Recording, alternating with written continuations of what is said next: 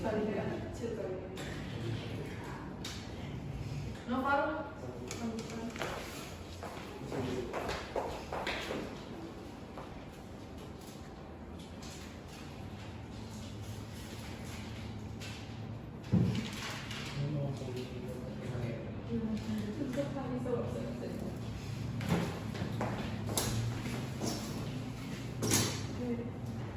Jadi udah tahu kan peraturan belajar sama saya?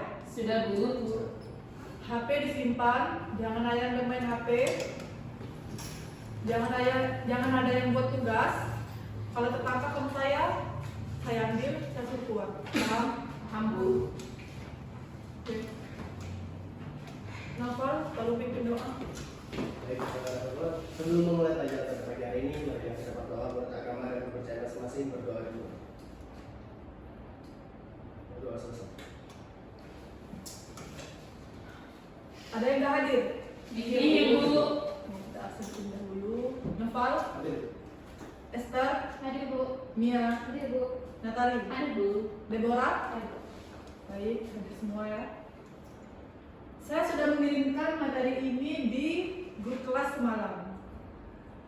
Udah pada dibaca? Sudah Bu. Sudah. Jadi apa materi kita hari ini? Virus. Virus.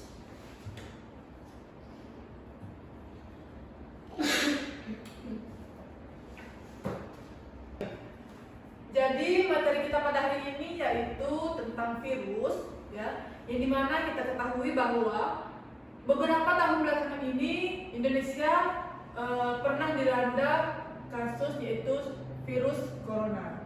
Oke. Nah, ibu mau tanya, di keluarga kalian atau kerabat kalian atau kalian sendiri, adakah yang mengalami terjangkitnya virus corona? Ada? Ada seperti yang tadi belum pernah berobat secara langsung. Oke, belum pernah. Jadi belum ada ya yang terjangkit? Belum Bu. Insya Allah tidak ada. Tidak ya, sehat ya. Amin. Insya Allah. Nah, baik. Virus. Apa yang kalian ketahui mengenai virus ini sendiri? Secara kita telah mengalami sendiri bagaimana itu wabah virus, bagaimana dampaknya virus terhadap kita, dan bagaimana juga kebiasaan sehari-hari kita yang dapat menyebabkan virus itu timbul. Ada yang bisa menjawab? Belum ya? Nah, jadi virus ini merupakan sebuah penyakit yang bersifatnya menular dan juga parasit. Oke? Virus ini beragam macamnya, ada yang virus mematikan dan ada juga yang virus biasa. Nah, baik, yang pertama adalah sejarah penemuan virus. Nah, sejarah penemuan virus ini ditemui oleh botani asal Rusia yang bernama Dmitri Ivanovsky. Beliau menemukan semacam suspensi pada jaringan tanaman tembakau yang mirip dengan bakteri. Semula ia berpikir bahwa suspensi tersebut merupakan jenis agen bakteri. Setelah difiltrasi tanaman tersebut, ketika disemprotkan ke tanaman yang sehat menjadi sakit. Oke, saya akan memberi gambaran, mau fokus ke depan. Ada yang tahu ini gambar apa? Ini bukan gambar sosis ya, anak-anak. Jadi ini merupakan suspensi atau organisme yang ditemukan oleh penemu tadi. Beliau mengira ini awalnya bakteri. Oke. Baik, tadi sudah jelaskan bahwa penemu tersebut menemukan sebuah suspensi bakteri. Nah, setelah dia teliti lebih lanjut lagi, hasil filtrasi dari bakteri ini, bukan bakteri ya, ini sebuah organisme yang ditemukan. Ternyata ketika disemprot ke tanaman tersebut mengalami kematian. Nah, hal ini menunjukkan bahwa dia menyimpulkan bahwa ini merupakan penyakit yang dapat menular ketika ditularkan. Oke, sampai di sini ada yang ditanyakan? Tidak. Saya tadi sudah menjelaskan ya bagaimana penemuannya, apa yang ditemukan, dan juga bagaimana dampaknya. Ada yang bisa menjelaskan ulang? Gak ada? Saya tunjuk. Natali?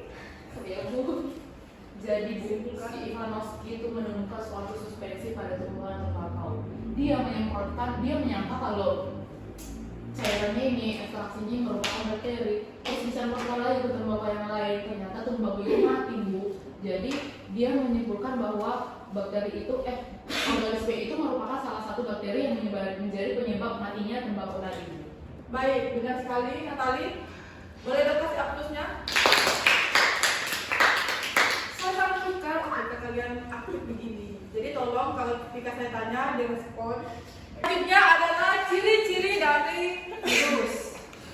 Ya, seperti yang kita ketahui, virus itu tidak dapat dilihat dengan mata telanjang, mata terbuka seperti ini, dan bentuknya itu tidak dapat kita pegang. Pasti sangat kecil, sangat mikro sekali. Oke. Seperti yang saya katakan tadi bahwa yang pertama ciri-ciri dari virus itu berbentuk kecil, tidak dapat dilihat dengan mata telanjang, bisa dilihat menggunakan mikroskop dan alat canggih lainnya, ya khusus untuk itu. Yang kedua, virus ini bersifat parasit. Ada yang tahu parasit itu apa? Ya, Deborah. Sifat merugikan Bu. Ya, merugikan. Ada yang lain? Sama. Ya, merugikan juga. Jadi virus ini tentu saja sangat merugikan dan juga parasit. Kenapa dia merugikan? Ya karena ketika kita ditularkan oleh virus tersebut, maka tubuh kita itu akan bereaksi. Misal, ketika kita terjadi virus, tubuh kita akan sakit, akan menyebabkan gejala-gejala lain yang dapat merugikan tubuh kita. Deborah, tolong simpan HP-nya, kalau nggak mau saya ambil.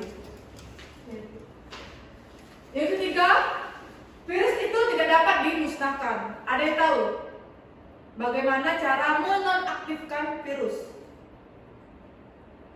Ini sudah kita lakukan kemarin pada saat COVID-19. Adakah cara untuk kita menonaktifkan virus tersebut? Ayo, anak-anak, Noval, silakan. Vaksin. Ya, benar. Memberikan vaksin.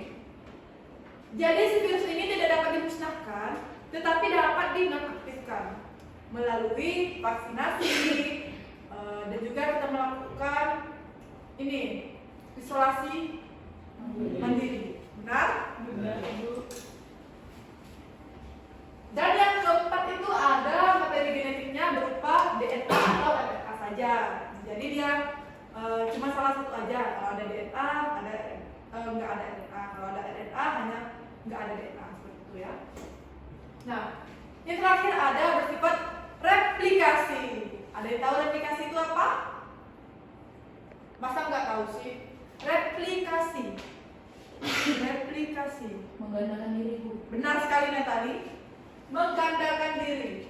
Virus itu dapat cara berproduksinya dan cara menggandakan dirinya tadi. Sampai di sini ada yang ingin ditanyakan? Tidak Bu. Oke.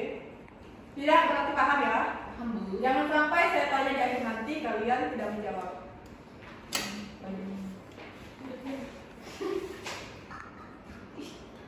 Nah, kita masuk ke materi selanjutnya, yaitu adalah struktur dari virus. Di sana ada bagian kepala, kerak, ekornya, dan juga peletasan.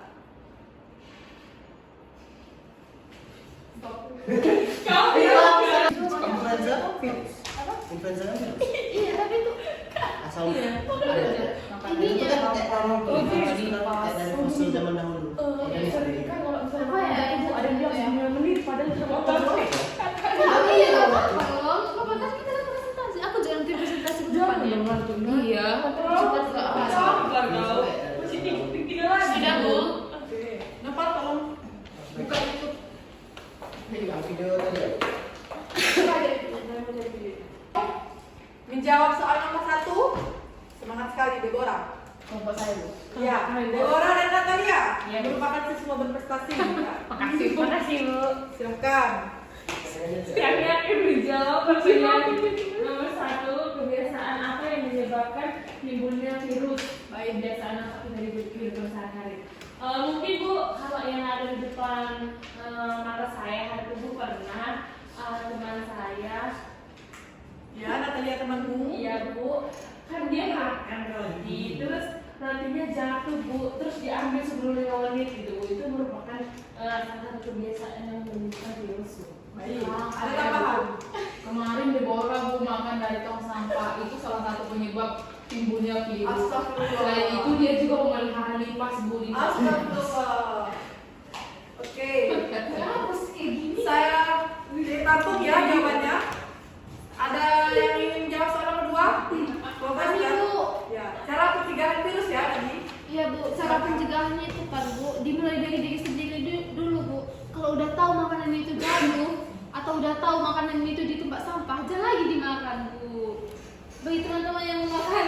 Nah, ingat jangan makan di tempat sampah. Iya. Oke, kalian bukan kambing. Ya. Kita makhluk. Bu, tapi kami nggak ada yang makan di tong sampah bu. Kami makan di rumput bu. Ya, itu umpama aja ya. Lanjutkan Esther. Terus kan Bu, jaga kebersihan lah. Sebelum makan, sebelum makan, Saat cuci makan. Sebelum makan cuci sudah tangan pakai sabun Bu, jangan pakai air aja. Terus kalau kita misalnya ke pasar gitu kan Bu, pakai masker lah. Soalnya kan kemarin-kemarin ini Ada satu lagi Esther yang paling penting setelah terjangkit apa? isolasi Bu, Nah, isolasi diri Bu. dan pemberian Vaksin. Iya, benar sekali. Nah, jadi saya akan menjelaskan ya. Saya akan mereview jawaban dari kalian tadi. Nah, teman-teman kalian menjawab yang dapat menyebabkan virus itu kebiasaan buruk kita. Dimulai dari Deborah, dimulai dari Natalie yang suka makanan bekas lantai, dan juga Deborah yang suka makan di tong sampah. Itu sangat-sangat primitif sekali. Saya juga heran kenapa bisa makan seperti itu. Pantas saja virus menempel kepada kalian. Sedangkan kalian tidak menjaga kebersihan diri, tidak melihat lingkungan sekitar, dan juga memakan makanan yang sudah tercemar oleh mikroorganisme. Oke, jawabannya sangat bagus tadi ya. Tapi saya kasih saran untuk Natalie dan Deborah, mulai dari hidup bersih, jangan lagi hidup kotor, karena kita sudah terbebas dari wabah COVID. Ya, jangan sampai nanti kebiasaan buruk kalian itu menyebabkan virus baru. Iya bu. Bisa saja virus yang begini tadi ya. Baik, selanjutnya tadi ada jawaban dari Esther dan kawan-kawan. Dimulai dari diri sendiri, benar banget. Jadi kita itu harus ada kesadaran dalam diri. Gimana kalau kita makan makanan kotor itu? Apa dampaknya? Dampak itu nanti apakah dapat berpengaruh oleh masyarakat kita? Nah, yang kedua itu apabila terjangkit, segeralah isolasi mandiri. Dan juga jangan lupa untuk vaksinasi. Oke. Sudah terjawab semua? Sudah bu.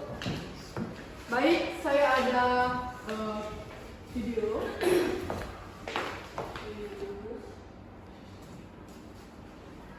Nah,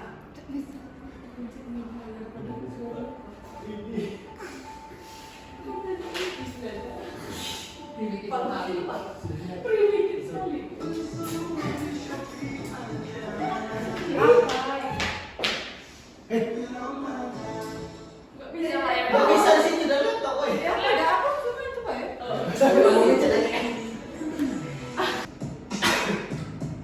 Oke, perhatikan nih. This is SARS-CoV-2. It belongs to the family of coronaviruses named for the crown-like spikes on their surfaces. SARS-CoV-2 can cause COVID-19, a contagious viral infection that attacks primarily your throat and lungs. what actually happens in your body when you contract the coronavirus.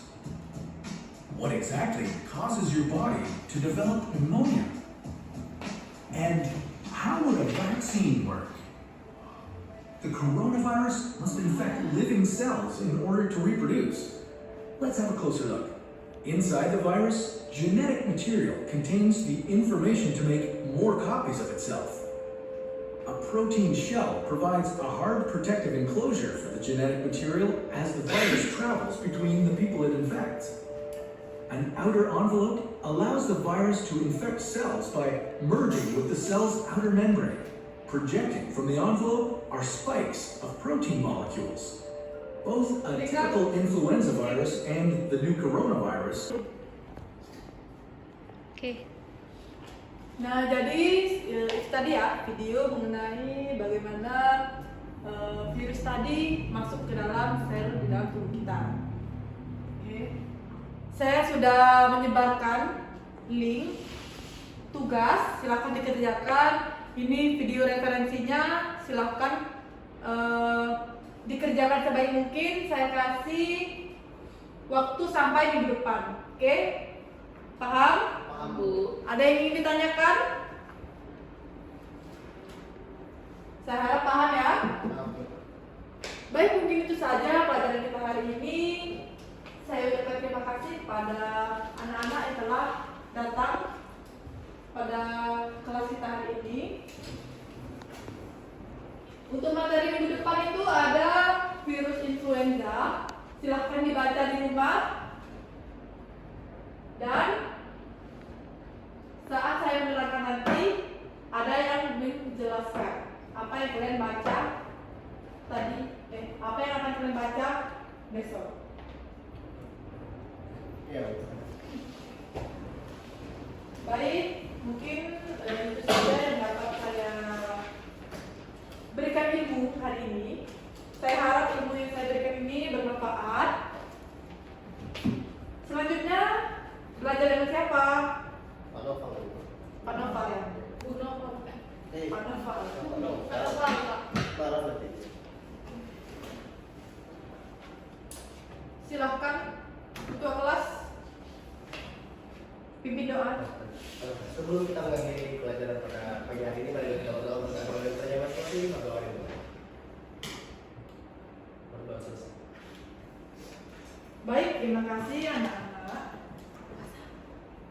Saya pamit dulu. Nanti silakan tugasnya dikerjakan dan juga dikumpulkan. Baik. Baik, Bu. Saya akhiri. Wassalamualaikum warahmatullahi wabarakatuh. Waalaikumsalam